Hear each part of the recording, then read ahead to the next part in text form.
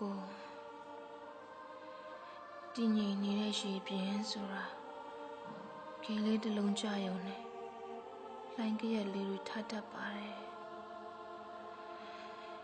ကိုခေါ်တဲ့အတိုင်း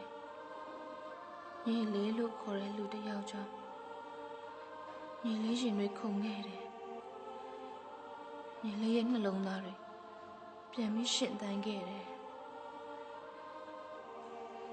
ညီလေးကိုခွတ်လွတ်ပါကိုရဲ့ညီလေးသူနဲ့ဆိုင်ချစ်မိသွားတယ်ချင်းနဲ့ညီလေးသူတတိရတယ်လွမ်းတယ်